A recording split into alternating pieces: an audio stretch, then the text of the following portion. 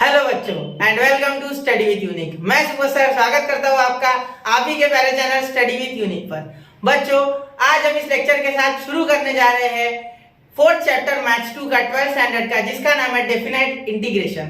हमने इसके पहले इंडेफिनेट इंटीग्रेशन देखा है बच्चों, और आज हम डेफिनेट इंटीग्रेशन में क्या होता है अंतर इंडेफिनेट इंटीग्रेशन से वो देखने वाले हैं। ठीक है, और सबसे पहले मैं आपको ये बता दूं एक चीज कि आपको इंडेफिनेट इंटीग्रेशन बहुत ही अच्छे से आना चाहिए, तभी आप इस इनडेफिनेट इंटीग्रेशन में कदम रख सकते हो। ठीक है, वरना डेफिनेट इंटीग्रेशन देखोगे डायरेक्टली तो आपको बहुत कुछ चीजें जो है वो नहीं समझ में आएगी, आपको सिर्फ 20 से 30% ही समझ में आएगा।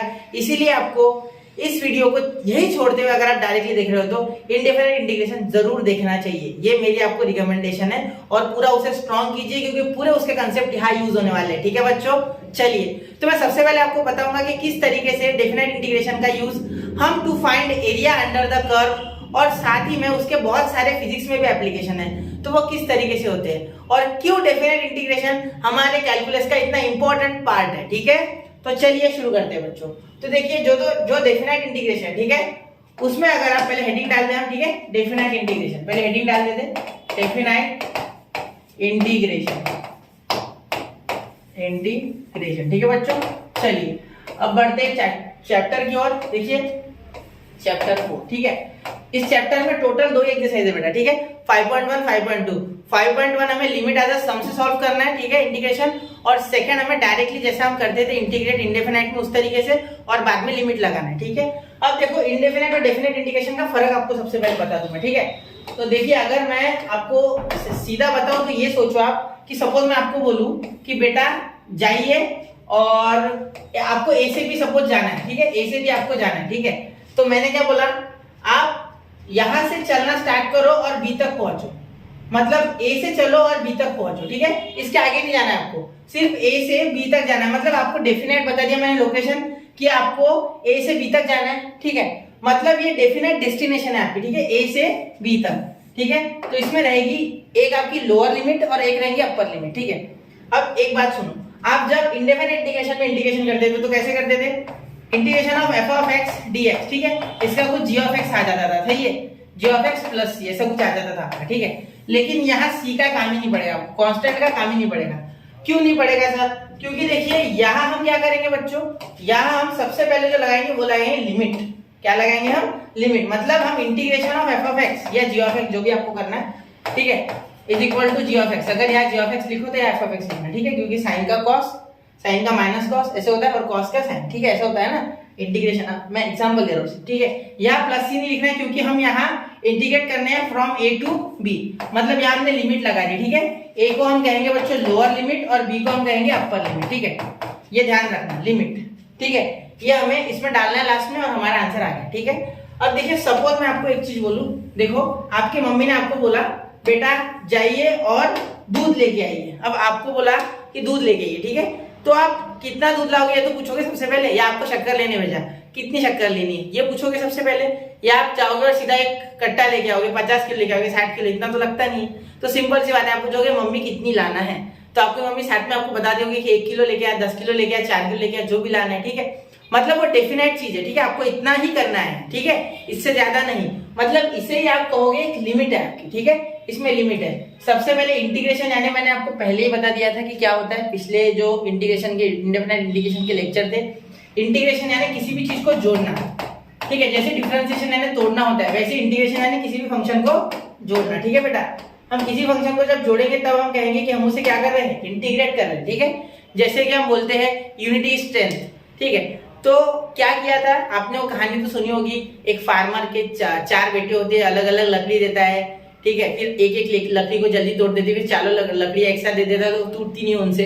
तो ऐसे ही इंटीग्रिटी, उन लकड़ियों की क्या होगी, इंटीग्रिटी, मतलब चारों एक साथ ले ली हमने लकड़ियां इसलिए। ठीक है, समझ रहे हो, तो यही ये डेफिनेट इंटीग्रेशन का काम है। इंटीग्रेशन है ना जोड़ना, और डेफिनेट इंटीग्रेशन है ना यहाँ से यहाँ तक, मतलब किसी एक लिमिट से दूसरी लिमिट तक। सपोज 0 to π/2 हो सकता है, ठीक है, और 2 to 3 हो सकता है, 5 to 6 हो सकता है, 5 to 6 नहीं आप ले लो, 5 to 10 हो सकता है। ऐसे कुछ स्पेसिफिक रहेंगे आपके लोअर लिमिट और अपर लिमिट, ऐसे कुछ आपके रहेंगे। ठीक है, समझ रहे हो। तो एक मैं अगर एग्जांपल दूं आपको सिंपल सा, देखो अब मैं आपको पहले इंडेफिनाइट वाला एग्जांपल दे रहा हूं। ठीक है, सपोज हमें इंटीग्रेशन करना है 5x प्लस 4 का, ठीक है, dx, इसका हमें इंटीग्रेशन करना है, ठीक है। तो कैसे करते थे, I is equal to integration of 5x, इसे अलग बांटते थे 5x dx plus integration of 4 dx, ठीक है, ऐसा करते थे हम। क्लियर। अब देखिए, अब यहाँ आप क्या करोगे, I is equal to 5x, 5 constant बाहर, इसका हो जाएगा x स्क्वायर बाय 2, ठीक है, इसका फॉर्मूला आपको पता है ना, इंटीग्रेशन ऑफ x का power n dx is equal to x का power n plus 1 upon n plus 1, ठीक है, प्लस c लिखते थे हम इसमें, ठीक है। तो यहाँ x स्क्वायर बाय 2 प्लस यहाँ हो जाएगा 4x, 4 कांस्टेंट बाहर 4x प्लस c, ऐसा लिखते थे, ठीक है। लेकिन ये किस तरीके से अलग है, ये मैं यहाँ रेड पेन से करने जा रहा हूँ, ठीक है, इधर साइड में मैं रेड पेन से, अब आपको ये हो गया इंडेफिनेट इंटीग्रेशन, कौन सा, इंडेफिनेट, ठीक है, इंडेफिनेट इंटीग्रेशन, सिर्फ इतना लिख रहा हूँ, इंडेफिनेट इंटीग्रेशन। अब देखो डेफिनेट में यहाँ और यहाँ कुछ लिमिट आ जाएगी, देखो यहाँ कर रहा हूँ मैं साइड में, ठीक है, इंटीग्रेशन ऑफ, यहाँ क्या हो जाएगा, I is equal to integration of, यहाँ लिमिट हो जाएगी, सपोज मैं यही लेता हूँ सेम टू सेम इंटीग्रल 4 और ये dx, ठीक है। अब यहाँ हम क्या लेंगे, यहाँ हम लिमिट ले लेंगे 2 से 5, सपोज 2 से 5 ले ली मैंने, ठीक है। अब ध्यान देना, यहाँ अगर आप डालो I is equal to, same to same answer आएगा, आंसर में कोई फर्क नहीं, integration of 2 to integration of 5x from 2 to 5 dx plus integration of x from 2 to 5 और यहाँ dx, ठीक है, लिमिट लगाना है आपको, ठीक है, इसमें लिमिट लगाना है। अब यहाँ हो जाएगा I is equal to integration, देखो यहाँ इसका क्या आएगा 5x स्क्वायर बाय 2, ठीक है, 5 कांस्टेंट बाहर x स्क्वायर बाय 2, यहाँ आप लिखोगे 5 ऊपर 2 नीचे, ठीक है, ये लिमिट दे दी हमने, प्लस एक एग्जांपल देख लो समझ जाएगा आपको, x स्क्वायर बाय 2, ठीक है, यहाँ भी क्या हो जाएगा, सॉरी x ले लिया मैंने, एक मिनट बेटा, तो 1 मिनट, यहाँ मैंने इंटीग्रेशन में थोड़ा x ले लिया मैंने, जब किया 4 था ना, 1 मिनट, 4 ले लेता हूँ, 4, वो गलती हो गई, आप देखो 4, तो यहाँ 4 कांस्टेंट है, बाहर आ गया, यहाँ आ गया x कहाँ से कहाँ तक है, 2 से लेके तो 5 तक, नीचे होता है लोअर लिमिट, ऊपर होता है अपर लिमिट, तो 4x, ठीक है, यहाँ भी देखो, तो यहाँ लिमिट लगाएंगे तो क्या हो जाएगा, अब इसमें हम ये वैल्यू पुट करेंगे, ये वैल्यू हम इसमें पुट करेंगे, देखो कैसे, I इज इक्वल टू, यहाँ आप डालोगे 5 का स्क्वायर 5 इंटू, इसे आप अंदर सॉल्व करोगे 5 का स्क्वायर अपॉन 2 माइनस 2 का स्क्वायर अपॉन 2, ठीक है, ऐसे सॉल्व करोगे आप, ठीक है। यहाँ चाहो तो आपको एक बार ले लो, प्लस यहाँ 4 और यहाँ ब्रैकेट में डालोगे 5 माइनस 2, ठीक है, ये 5 माइनस 2, ठीक है, मतलब upper limit minus lower limit, upper limit minus lower limit, मैं थोड़ा इधर से खींच लूँ, ठीक है, चलो अब आपको दिख रहा होगा अच्छे से। अब देखो यहाँ क्या करोगे, I इज इक्वल टू ये 5 इंटू, यहाँ देखो 25 माइनस 4 कितना आ जाएगा 21, क्योंकि देखो इसका 25 इसका माइनस 4 और ये 2 तो एक साथ है, तो 2 ले लो अकेला नीचे, ठीक है, प्लस यहाँ 4 और ये आएगा आपका 1, ठीक है, सॉरी 3 आ जाएगा, 3 हाँ सही है 3 आएगा, ठीक है। अब इसे जब आप सॉल्व करोगे तो आपको आंसर मिलेगा, यहाँ देखिए क्या मिल जाएगा 105 अपॉन 2 प्लस 12, तो इसे आप सॉल्व करोगे तो आपको कुछ मिलेगा, तो वो हो जाएगा 24 प्लस ये तो 29, 129 अपॉन 2, ये आपका फाइनल आंसर। देखो इसमें आपकी एक वैल्यू आ गई है, ठीक है, इसमें आपको ऐसा कुछ नहीं मिला है कि आप यहाँ कहाँ से कहाँ तक हमें लिमिट पता नहीं, इसकी हमें लिमिट पता है, ठीक है। यहाँ देखिए अगर आप इसकी वैल्यू देखो ध्यान से तो आपको यहाँ आंसर पता है इसका 129 अपॉन 2, देखिए, ठीक है, 129 अपॉन 2 आपको यहाँ वैल्यू अच्छे से पता है, ठीक है। अब अगर यहाँ देखें हम तो यहाँ हमने कुछ लिमिटेड वैल्यू लेके आंसर निकाल लिया, ठीक है, लेकिन हम इंडेफिनेट में क्या करते थे, यहाँ सिर्फ एक प्रिमिटिव या एक हमारा इंटीग्रेशन पूरा का पूरा सॉल्व करने के बाद एक आंसर मिल जाता था, उसे हम छोड़ देते थे। लेकिन यहाँ लिमिट पुट करके हमारा पूरा जो उसका सीक्वेंस है उसकी लिमिट जो है वो लगा के हम बाद में उससे एक आंसर निकालेंगे जो कि एक कांस्टेंट रहेगा, ठीक है, हमें पता होगा कि ये कहाँ से कहाँ तक है, ठीक है। तो ये हम यूज क्या करते हैं बच्चों, ठीक है, तो ये मैं आपको बताना चाहूंगा, इसका यूज देखिए, इसका यूज हम करेंगे कर्व में, ठीक है, वो चाहो तो आप पिछली स्लाइड नोट कर लो, ठीक है। यार देखो सपोज एक ऐसा एक कर्व है, ठीक है, एक कर्व ऐसा, ठीक है, इस कर्व में अगर मैं एक यहाँ और एक यहाँ एक पॉइंट ए और एक पॉइंट बी ले लूं, ठीक है, तो यहाँ का हमें एरिया निकालना है नीचे का, तो इस एरिया को निकालने के लिए हमारे बहुत काम में आता है, ठीक है, इसका कुछ फंक्शन है, इसका कुछ फंक्शन है, कुछ इसकी लिमिट है, ये ए लोअर लिमिट है सपोज और बी अपर लिमिट है, तो यहाँ से यहाँ तक जब हम इसे इंटीग्रेट करेंगे, ठीक है, तो इसके बाद जब हम वैल्यू डालेंगे इसमें तो हमें इसका एरिया मिल जाएगा, एरिया अंडर द कर्व। ये आपने कहाँ यूज किया है, ये आपने भर के यूज किया होगा फिजिक्स में, ठीक है। फिजिक्स में ऐसा होता है कि जब हम इंटीग्रेशन के थ्रू बहुत सारे फॉर्मूलेज निकालते हैं और उनका area actually area of the curve होता है, ठीक है, आपको फिजिक्स के टीचर ने आपको बोला होगा, ठीक है, कि डालिए लास्ट में उसे सॉल्व कीजिए और बाद में आप उसकी वैल्यू डाल दीजिए, तो वो भी कुछ इसी तरीके से रहती होगी लिमिट्स, और वो लिमिट्स आप इसमें लिमिट पूरा इंटीग्रेशन सॉल्व करके डालते थे तो आपको आंसर मिलता था, तो वही चीज यहाँ होने वाली है, ठीक है। और उसी तरीके से आप डेफिनेट इंटीग्रेशन करने वाले, ठीक है। तो डेफिनेट इंटीग्रेशन करने के दो तरीके बेटा, ठीक है, दो तरीके। पहला जो हम रेगुलर मेथड करते हैं इंडेफिनेट इंटीग्रेशन वाला, इंडेफिनेट इंटीग्रेशन वाला, ठीक है।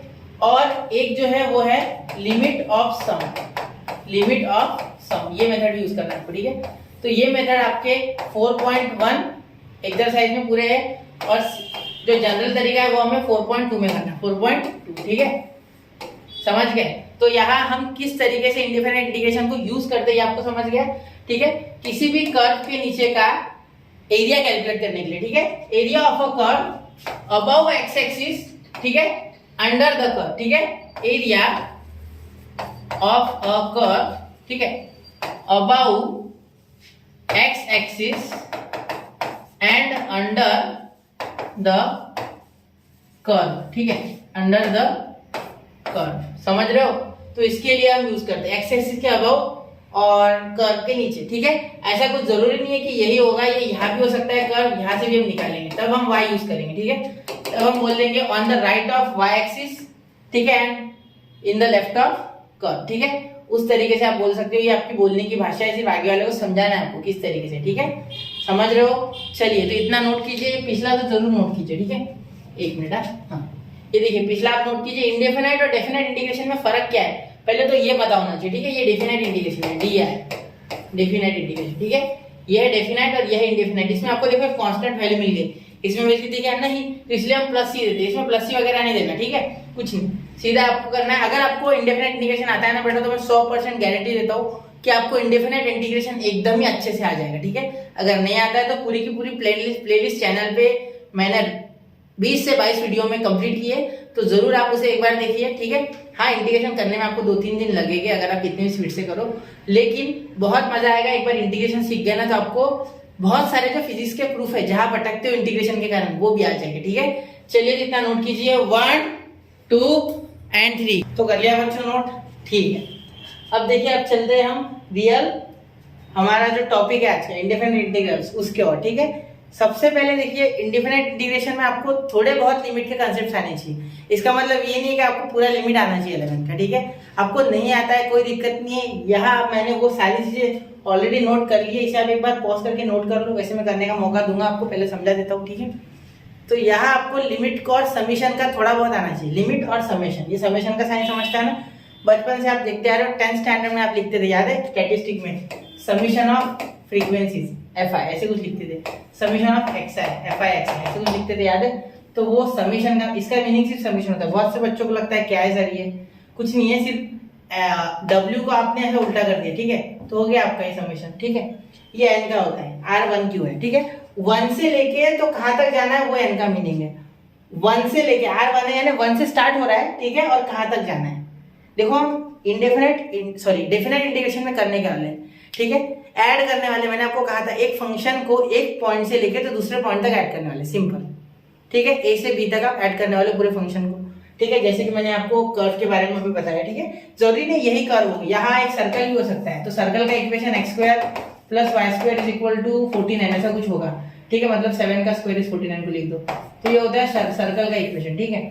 यहाँ एक पैराबोला, हाइपरबोला, कुछ भी हो सकता है, ऐसा कुछ नहीं है कि भाई यही सर्कल, या हर एक का एक इक्वेशन होता है। जैसे आपने बचपन में पढ़ा होगा 3x + 4y = 1, ठीक है, या 2x - 3y = 1, तो आप लीनियर इक्वेशन से 2 वेरिएबल में से क्या बनाते थे, आप एक लाइन बनाते थे इससे, है ना, ऐसे एक लाइन और दूसरी एक लाइन, तो यहाँ का भी हम निकाल सकते हैं इंटीग्रेशन के थ्रू, ठीक है। तो आप डेफिनेट इंटीग्रेशन से कोई भी एरिया निकाल सकते हो, ठीक है, इसलिए मैंने कहा कि कैलकुलस में बहुत ज्यादा यूजफुल है, ठीक है।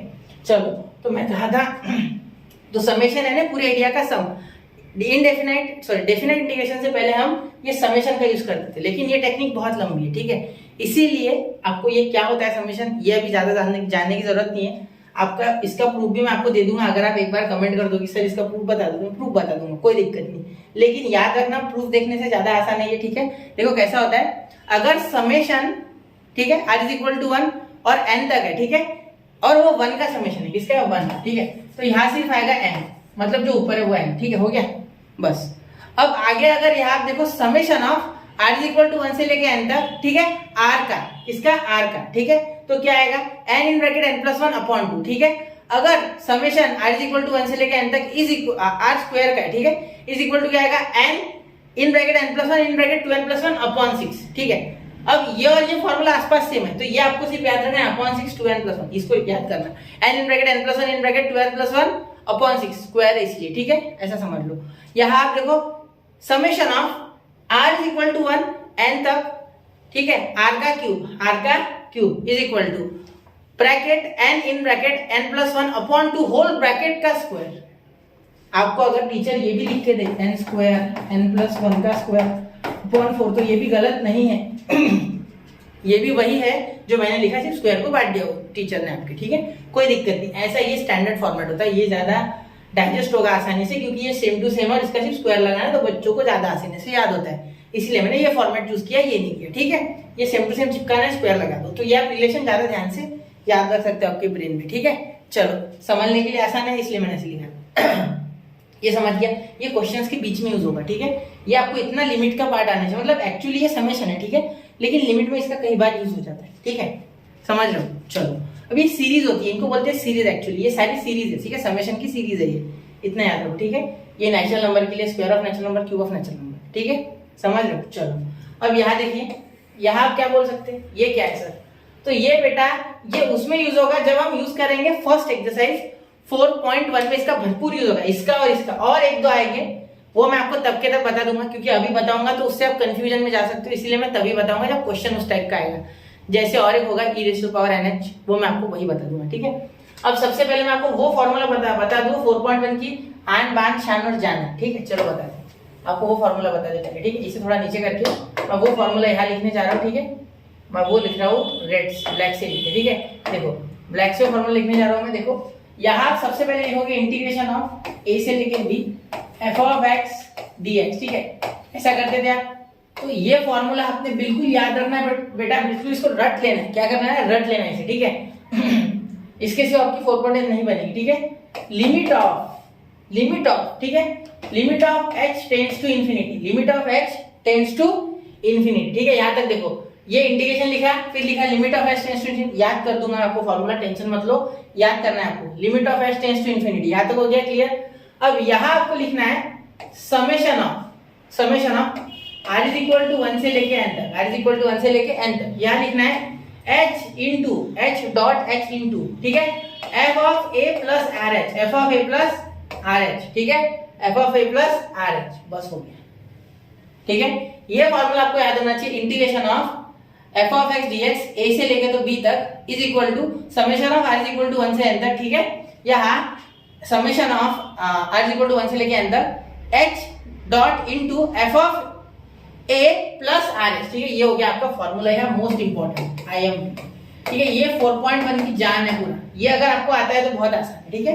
और एक बता दूं मैं इंपॉर्टेंट जो है इसमें पार्ट, वो ये है कि आपको यहाँ लिखता हूँ मैं, वो देखो यहाँ लिख रहा हूँ मैं, वो ये आपका फॉर्मूला, ये भी आपको बहुत काम में आएगा, ठीक है। यहाँ लिख रहा हूँ, यह आपको बता दूं, यहाँ हो जाएगा आपका h बनाएंगे आप, h is equal to b minus a upon n, b minus a upon n, ठीक है। तो आपका जो NH बनेगा वो बनेगा b माइनस a, ठीक है। तो NH और ये H का आपको बहुत काम पड़ेगा, ठीक है। H is equal to b minus a upon n और NH is equal to b minus a, ठीक है। ये फॉर्मूला भी आपको बहुत काम में आएगा, ठीक है। सबसे पहले आप जब भी देखोगे तब आपको NH की वैल्यू ही बनानी है हर क्वेश्चन में सबसे पहले, ठीक है, ये याद रखना, ठीक है, क्लियर। अब ये क्या किया सर आपने, ये क्यों आपने दिया है हमें, ये 3 सीरीज क्यों दी, ठीक है। चलो ये बताता हूँ मैं आपको, इसके पीछे का राज बताता हूँ।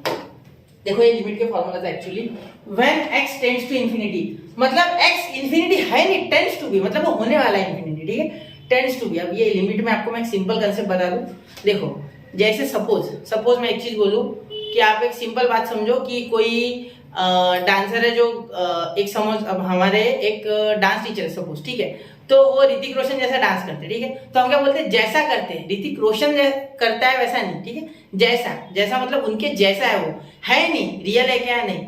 जैसे मैं अगर बोलूं x टेंड्स टू 1, यानी ये 1 के जैसा है, 1 के जैसा बनने वाला है, या अभी 1 है नहीं, ठीक है, 1 हो भी सकता है नहीं भी हो सकता है। जैसे हम बोलेंगे सपोज एक एक्टर है या एक कोई भी है जो सपोज किसी दूसरे एक्टर की तरह है, लेकिन वो नहीं है, ठीक है, वो उसके जैसा है नहीं, ठीक है, ऐसे आप समझो। या मैं एक सिंपल बात बताऊं तो जो फ्रूटी है, ठीक है, या माजा, जो भी आप ले लो, एक फ्रूट ड्रिंक ले लो मैंगो वाली, ठीक है। तो आप बोलोगे ये आमरस जैसी है, लेकिन आमरस नहीं, याद रखना, इट स्टैंड्स टू बी आमरस बट इट इज नॉट आमरस। समझे? अब इससे ज्यादा कुछ बताओ और तो देखो, जैसे इंस्टाग्राम के कोई एक्टर पकड़ लो या कोई यूट्यूब के कोई भी सोशल मीडिया वाले, ठीक है, जो एक्टिंग करते हैं पूरा सोशल मीडिया पे, ठीक है, डांस वगैरह करते हैं, वीडियोस वगैरह बनाते हैं, लेकिन वो एक्टर्स नहीं है रियल वाले, उनको बनना है, लेकिन वो है क्या फिलहाल? नहीं है। बनना है उनको उनके जैसा, लेकिन है नहीं फिलहाल, ठीक है, बनेंगे आगे जाके, ठीक है, बहुत से बन भी गए, आप जानते हो उनको अच्छे से। चलो वो हमारा टॉपिक नहीं है, ये हो गया।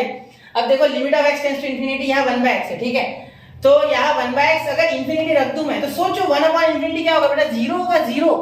देखो 1 को मैं 10 लाख से डिवाइड कर रहा हूँ, आंसर क्या आएगा आप सोच सकते हो, ठीक है, 10 करोड़ से भी कर सकते हैं, इंफिनिटी है, ठीक है। यहाँ भी देखो x का पावर कुछ भी हो जाए तो ये भी इंफिनिटी, इंफिनिटी का पावर है, उल्टा और बड़ा हो गया वो, तो यहाँ भी 0 आएगा, ठीक है। अब इंफिनिटी का पावर इंफिनिटी, अब तो और बड़ा हो गया, अब तो और 0 आएगा, ठीक है। मतलब 1 अपॉन आप इंफिनिटी का पावर इंफिनिटी, मतलब 1 को इतने बड़े नंबर से डिवाइड कर दिया कि आंसर लास्ट में 0 आ रहा है, इसीलिए यहाँ 0 आया, ऐसा याद रखना है। ये फॉर्म आपको बनाना है हर क्वेश्चन में, यहाँ 1/n बनाऊंगा मैं, एक्चुअली यहाँ n h रहेगा या n रहेगा, ठीक है, n टेंड्स टू इंफिनिटी या 1/n, ठीक है। तो यहाँ आप 1/n को हमेशा 0 लिखोगे और यहाँ n टेंड्स टू इंफिनिटी होगा। क्लियर? इतना याद रखना है आपको, ठीक है। तो यहाँ तक मैं समझता हूँ कि आपको मैंने 4.1 का सारा जो मटेरियल है वो यहाँ लिखा है, वो आपको याद रखना है। मैं इसके ऊपर एक एग्जांपल लेने जा रहा हूँ, ठीक है, तो जरूर आप इसे देखिए ध्यान से, एक बार इसे नोट कीजिए। मैं फ्रेम के बाहर जा रहा हूँ, इसे नोट कीजिए ध्यान से, ठीक है, प्लीज नोट कीजिए, ठीक है। 1, 2 and 3. मला असं वाटलं, मी त्याचा आन्सर चेक नाही केला, फेसबुकमध्ये पाहिलं तर सायन्स चुकलो होतं मी. सॅलर ना? हो सॅलर काय, सॅलर करू काय मी? 1.1 मधलं 1, 4.1 मधलं 1. 4.1, ठीक आहे, पाहतो.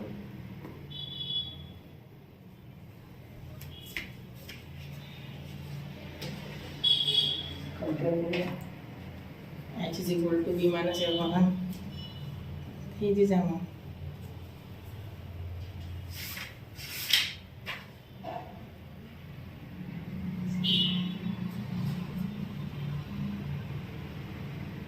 फोर इथे आन्सर मायनस प्रॉब्लेम आहे घरी, कोणतं मला काय द्यायला एक.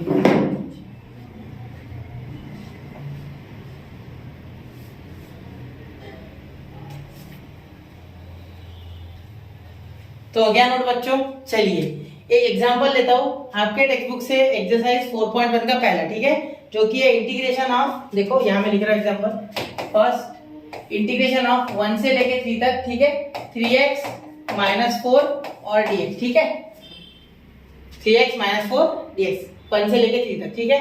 तो इसे हम सॉल्व करेंगे as a limit of sum, limit of sum, limit of sum म्हटलं ना, लिमिट ऑफ सम है, लिमिट ऑफ सम. तो क्वेश्चन घेतला नाही का मैं? हाँ तो क्वेश्चन घेतला नहीं है क्या?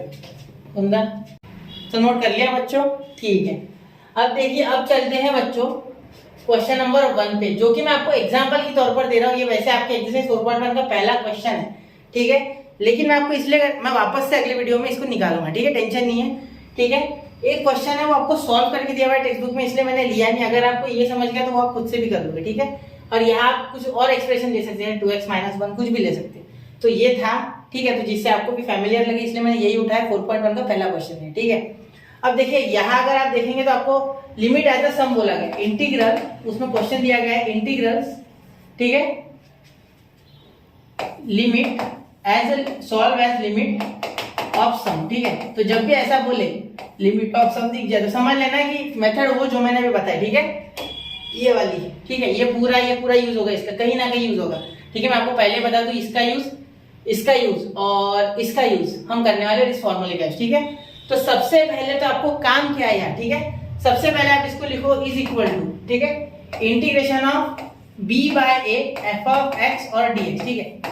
अब इसका मीनिंग क्या हो गया बेटा, अब मैं कलर बदल रहा हूँ, थोड़ा सा पेन जो है वो छोटा करो, ठीक है। अब देखिए यहाँ b आपका जो आ रहा है बेटा, ठीक है, सबसे पहले तो आप f of x को लिख लो, f of x is equal to, देखो f in bracket a plus RH, ठीक है। आपको यहाँ a पता है, a कितना है बेटा, ये लिख लो आप। उसके बाद देखो a आपको पता है यहाँ कितना है, a आपका 1 and b is your what, b is 3, ठीक है, a आपका 1 और b आपका 3, ठीक है, ये लिख लो। ठीक है। इसके बाद एफ ऑफ एक्स, तो एफ क्या है आपका, फंक्शन क्या है, ठीक है। तो एक्स जो है ना उसकी जगह ये लिखो a प्लस आर एच, ठीक है। ए आपको पता है, ए क्या है आपका 1, तो यहां मैं लिख रहा हूं F of 1 plus R H. आप चाहो तो ये स्टेप ना लिख के डायरेक्टली ये भी लिख सकते हैं, आपकी कोई दिक्कत नहीं होगी आपको, ठीक है।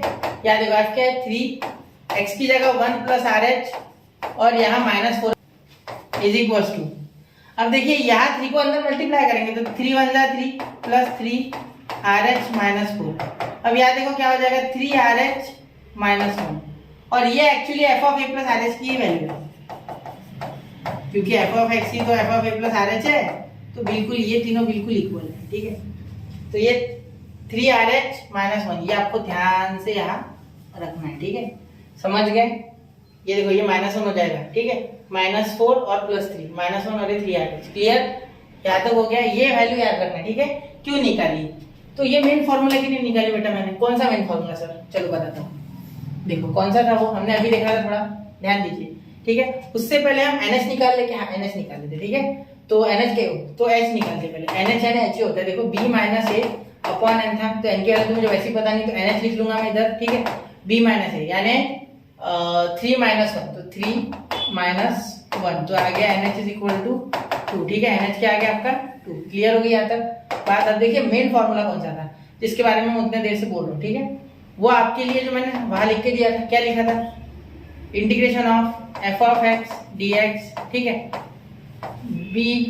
ए टू बी, ठीक है, is equal to limit of h tends to infinity, sorry h नहीं n, बार बार मैं h की लिमिट लगा रहा हूँ, n की लिमिट होगी वो, ठीक है, ध्यान देना। वो कैसा होता है, लिमिट में बार बार h की लिमिट लगती है ना, h टेंड्स टू इंफिनिटी, इसलिए वो याद हो गया। तो n टेंड्स टू इंफिनिटी याद हो गया। इसके आगे हम अब लिखेंगे क्या लिखते थे, summation of r is equal to 1 से लेके तो n तक, ठीक है। और यहाँ लिखेंगे h into F of a plus R H. अब एक बार ध्यान देना, इस फॉर्मूले की तरफ आपको सिर्फ इससे रट्टा मारना है, ज्यादा इसके पीछे लगना मत। क्यों बोल रहा हूँ मैं ऐसा, ठीक है। देखो ये लिमिट में से आया हुआ फॉर्मूला, ठीक है, इसके पीछे लगोगे तो ये आपको बिगाड़ देगा, ठीक है। जो आ रहा है वो भी गलत हो जाएगा, तो इससे अच्छा इसे याद करो डायरेक्टली, कुछ ज्यादा मुश्किल नहीं है। देखो सबसे पहले लिमिट ऑफ, ये तो आपको याद होता है, ठीक है, limit of x tends to infinity summation of r is equal to 1 से लेके n तक h डॉट यानी multiply f of a plus r। जब एक बात सुनना मेरी, ठीक है, एक्चुअली समेशन से ही हम एडिशन करते थे पहले, जैसे मैंने अभी बताया, तो इंटीग्रेशन से वो काम बहुत आसान हो गया, हमें इससे करना ही नहीं है सॉल्व, ठीक है। हमें सॉल्व तो उसी से करना है जो हमने स्टार्टिंग में देखा था मेथड, लेकिन अगर पेपर में आता है लिमिट ऑफ सम, तो in that case we have to use this, ठीक है, तब आपको मार्क्स नहीं मिलेगा उसके। तो इसे देखिए, इसे मैं किस तरीके से करूंगा, तो इस क्वेश्चन को कर रहा हूं मैं भी इस तरीके से मॉडिफाई, ठीक है। तो यहाँ हो गया limit of h tends to infinity, ठीक है, summation of r is equal to 1 n, यहाँ n लिखेंगे, ठीक है। h पता नहीं, f पता है, 3rh माइनस 1, तो यहाँ लिखेंगे 3rh माइनस 1, ठीक है। इसके जगह पे देखो f of a plus R H की जगह पे ये आएगा, देखो इक्वल है, क्लियर। अब आगे देखो, इसके बाद हो गया, यहाँ तक हो गया, अब आगे सॉल्व करेंगे, ठीक है। इक्वल टू, यहाँ देखिए यहाँ क्या हो जाएगा, यहाँ 3h अंदर मल्टीप्लाई करेगा, ठीक है, तो यहाँ h नहीं है, limit of h, bar bar limit of h, sorry यहाँ n ही लेना होता है बेटा, ठीक है, मैं बार बार h कर n होता है, ठीक है, लिमिट के कारण बार बार n आ रहा है, n की लिमिट है, याद रखना, ठीक है। अब यहाँ देखिए, यहाँ हो गया limit of n tends to infinity, ठीक है। यहाँ देखिए summation of r is equal to 1 से लेके n तक, ये h अंदर मल्टीप्लाई कर दो, तो 3rh इंटू ये h हो जाएगा, तो h स्क्वायर हो जाएगा, ठीक है, और माइनस यहाँ हो जाएगा h माइनस h, ठीक है, 1 इंटू h, ठीक है। तो ये आ गया आपका यहाँ तक, ये स्टेप याद रखना, ठीक है। अब इसके आगे यहाँ सॉल्व करने जा रहा हूँ मैं, ये वाली स्टेप, ये वाली, ठीक है। ये यहाँ देखिए क्या हो जाएगा, इक्वल टू, अब यहाँ इक्वल टू दूंगा मैं सिर्फ, ठीक है, इसे सॉल्व करना है, ठीक है। तो ये जो समेशन है, इसे भी लग जाएगा, इसे भी लग जाएगा, ठीक है। तो यहाँ देखिए h की वैल्यू भी हम बना सकते थे यहाँ, ठीक है। h की वैल्यू क्या हो जाएगी, देखो h की वैल्यू अगर बनानी है तो किस तरीके से बन जाएगी, h is equal to 2/n, तो यहाँ 2/n भी डालोगे तो चलेगा, कोई दिक्कत नहीं, ठीक है। तो यहाँ देखिए limit of n tends to infinity, पहली बार सही बोला है, summation of n r is equal to n, summation of r is equal to 1 से लेके n तक, ठीक है। 3r, h की वैल्यू क्या है, n 2/n, ठीक है। तो यहाँ क्या हो गया, h स्क्वायर है ना, तो 4/n square, 4/n N square, ठीक है। तो यहाँ 4/n², तो ये मल्टीप्लाई में लिख दिया थोड़ा दूर, ठीक है, थोड़ा पीछे लिखते हैं 4/n², ठीक है। यहाँ तक देखिए अब ये मल्टीप्लाई है।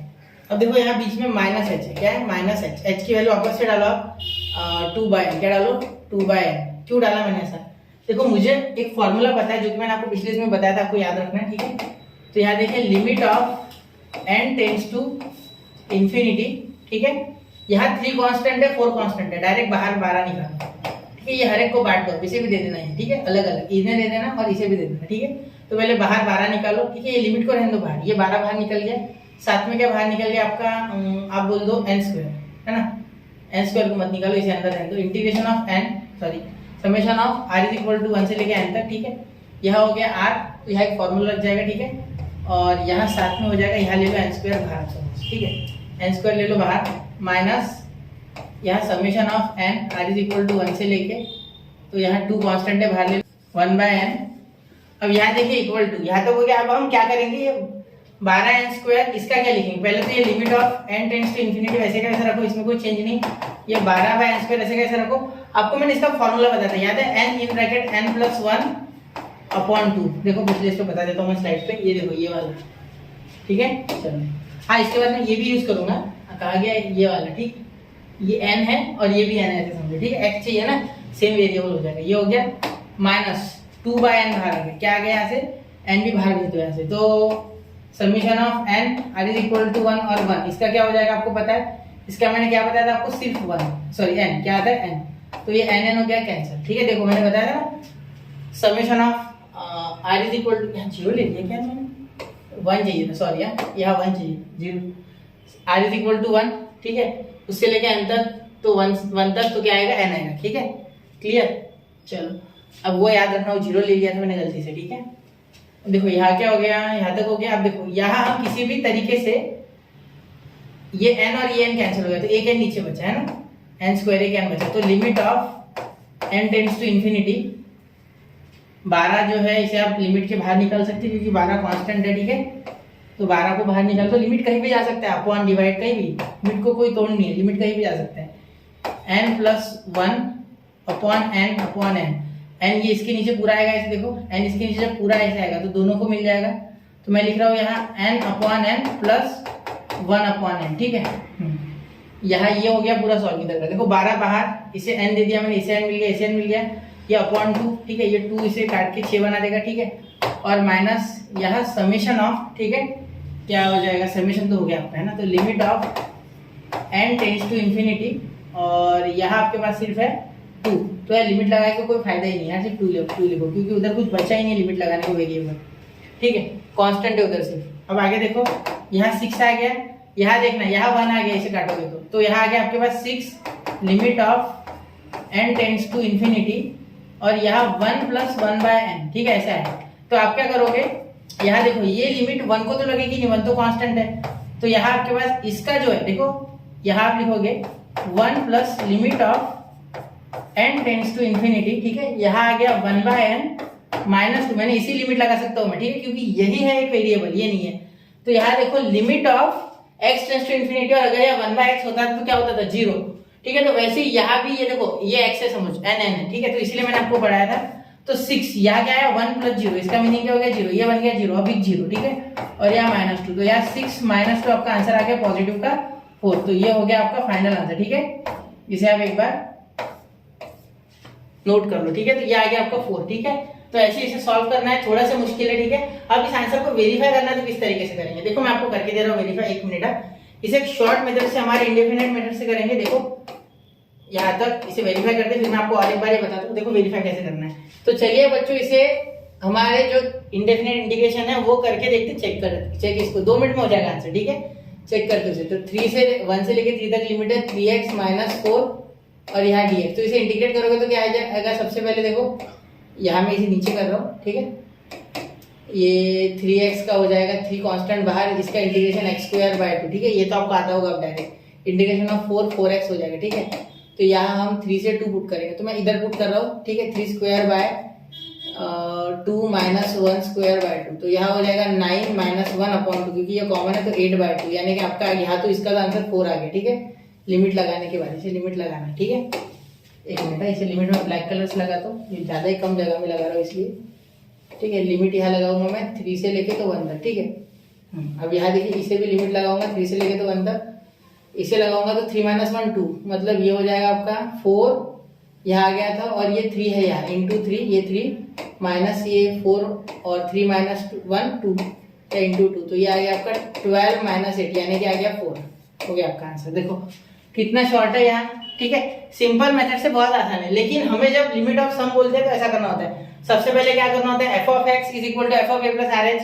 पहले सबसे पहले कंपेयर करो, a b निकालो, फिर f of a plus R H निकालो, फिर ये f of x को उस फॉर्म में लेके जाओ, फिर h is equal to b minus a upon n निकालो, वहां से n और h की वैल्यू निकालो, nh की निकालो, ठीक है। आप इस तरीके से ना करो, आप अगर चाहो तो h is equal to 2/n मत डालना, nh की वैल्यू भी डायरेक्ट आ जाएगी, ठीक है। फिर उसके बाद ये फार्मूला लगाओ, integration of f of x dx from a to b, ठीक है। उसके बाद is equal to limit of x tends to infinity और summation of r is equal to 1 से लेके n तक h dot f a plus are H करना है, ठीक है। उसके बाद इसमें वैल्यूज डालनी है, फिर पूरे सॉल्व करना है, ठीक है। फिर इस तरीके से h की वैल्यू हमने पुट की, ठीक है। उसके बाद हमारा आंसर है, लिमिट पे ध्यान देना है, ठीक है। फिर क्या होता है, limit of x tends to infinity 1/x is equal to 0, तो यहाँ limit of x tends to infinity 1/n is equal to 0। उसके बाद ये पूरा सॉल्व होता है। तो इतना बड़ा आपको हर जगह नहीं करना है, ये सिर्फ आपको जब बोला गया है कि इस मेथड से करो तभी करना है, ठीक है। वरना ये मेथड बिल्कुल यूज नहीं करना है, याद रखना। हमें हमारी जनरल मेथड यूज करनी है, ठीक है। तो ये इससे आप हमेशा चेक करोगे 5 के 5 सम क्वेश्चन के जो भी है, ठीक है, एक्सरसाइज में। तो देखिए बच्चों, यहाँ मैंने आपको बेसिक लेक्चर पूरा कंप्लीट कर दिया है, ठीक है। साथ में इंट्रोडक्शन दे दिया, किस तरीके से डिफिनाइट इंटीग्रेशन होता है, क्यों यूज होता है, क्यों कैलकुलस में इसकी इतनी ज्यादा इज्जत है, तो इसके पीछे की सारी चीजें आपको समझ गई आप। तो पढ़ते रहे, आगे बढ़ते रहे, और अगला लेक्चर जो आएगा वो 5.1 के पूरे 4.1 के पूरे क्वेश्चंस आएंगे, और फिर 4.2 को भी हम 4 से 5 लेक्चर में पूरा निपटा देंगे। उसमें टोटल 45 क्वेश्चंस है, लेकिन अगर आपका इंडेफिनाइट स्ट्रॉन्ग है तो डेफिनेट आराम से हो जाएगा इंटीग्रेशन, ठीक है। चलिए बच्चों, तो पढ़ते रहे, आगे बढ़ते रहे, डेफिनेट के क्वेश्चन लगाते रहे, इनडेफिनेट के, डेफिनेट के नहीं, अभी वो पढ़ाया नहीं मैंने। इनडेफिनेट के क्वेश्चन लगाते रहे, पढ़ते रहे, आगे बढ़ते रहे। जय हिंद, जय भारत।